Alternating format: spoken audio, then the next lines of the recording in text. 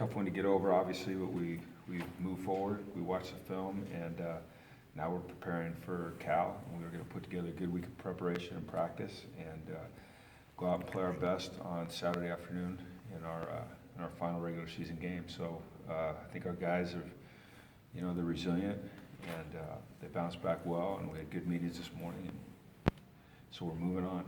Was this one maybe a little bit harder to bounce back, given where we are in the season and just having lost the rivalry game, or did you see that same spirit that you've seen all season from the guys? I saw the same spirit. I did, and that's what I expected to see. These guys, as I've said, they've been through a lot in their lives, and this year they've accomplished a lot in their lives, and they've accomplished a lot in their careers here. This year has been disappointing to all of us, players, coaches, fans, staff, administrators, student body, everybody. But these young men have been resilient, and they came back today with once again a great attitude. And I know we'll have another great week of practice. When you looked at the film, was there anything that kind of piqued your interest as far as different thoughts versus after the game? We didn't get enough opportunities on offense in the second half, and that was a function of not being able to get off the field on defense, and then not staying on the field long enough on offense. We came out and ran the ball well, and played well up front. We didn't have any sacks. We didn't have any penalties aside from Jordan's post-snap penalty after his first touchdown, we struggled to contain the quarterback. That was Sam just is a really good player. One of the things we've done all year very, very well is finished on the quarterback, with sacks or with forcing bad throws, and he was able to find his way out of some troublesome spots for him and make his throws downfield, and that really hurt us. We went into this game as the number one team in the Pac-12 in terms of third down defense, and we did not accomplish our goals there, and it really hurt us. You went a lot to Jordan and Theo. Is that just kind of how the game went? Are you intentionally targeting some of the younger guys now as you look ahead, or how's that kind of? No, we look ahead to the game we're getting ready to play, quite frankly. That's just, that's our attitude, is try to find a way to win each week. Jordan has been emerging, as we've all seen. He's still working hard on his consistency. He makes some really good plays, and then he had a couple drops, and he's working hard on that. It's important to him. I've seen him step up in terms of his maturity a tremendous amount, and I'm really proud of the direction that he's heading.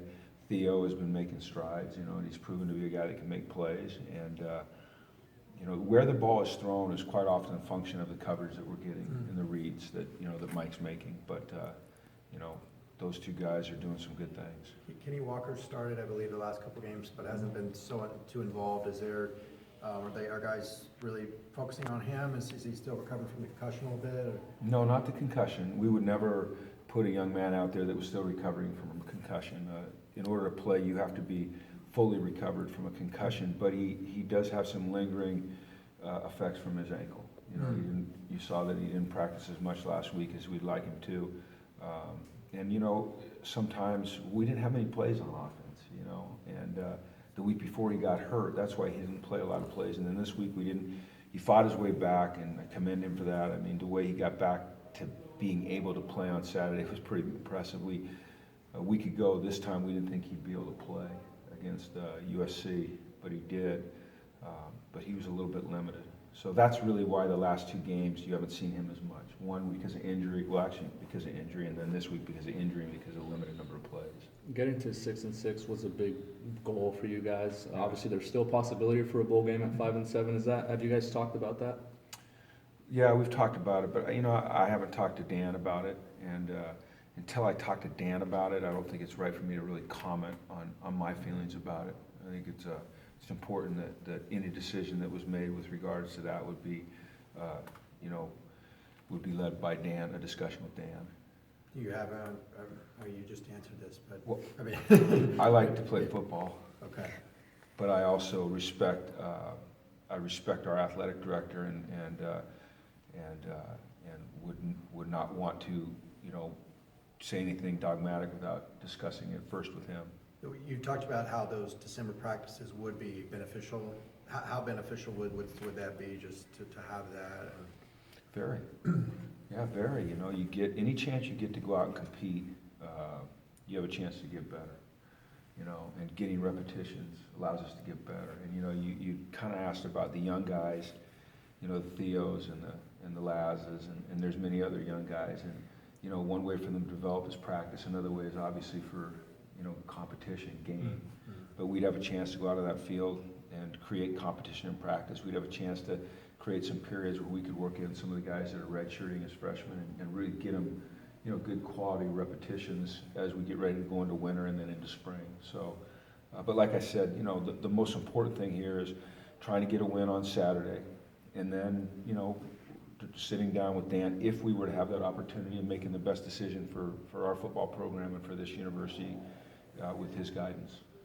What did you think of the way the offensive line played? I think you mentioned after the game there was some changing with They played well. When we look back at the film, that was a group that played well. Not perfect, you know, not perfect by any stretch of the imagination. There's never a perfect game, but they did move some people off the line. We didn't give up any sacks. You know, Mike was under pressure a little bit, but that's going to happen in a game.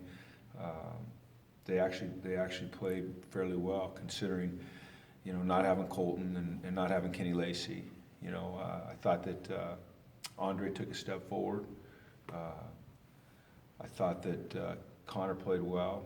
I thought that Najee, you know, he's been fighting through that pinched nerve in his neck, and you know, for an undersized guy, he fought his tail off. And then Poissy came in and did some good things, and you know, as you'd imagine, he had some plays that he'd like to have back, but he made progress. Where's Kenny right now? Is his Kenny, which Lacey? Kenny, I only asked because Kenny Walker's kind of hurt too. Sure. And Kenny Young is kind of limping around, and then got Kenny late. We got a lot of Kennys, so I want to make sure it's the right one. He's getting better, you know. I think he was close on Saturday, but not close enough. When we watched him, we warmed him up in pregame. He wasn't quite ready. He didn't have enough push. Nady Essay was an emergency guy for us. It was better if we could stay away from putting him on the field, and you know, he just probably couldn't move well enough to protect himself, and you know, we didn't want to put him in a position where you know, he further injured himself. But I think that both of those guys have a great chance to be back this week. What's Lacey's injury? Ankle. Ankle. Okay. So Ainu gets some run with the defensive lineman. Is that a permanent switch for him? We've been doing that now for 3 weeks. He moved back over.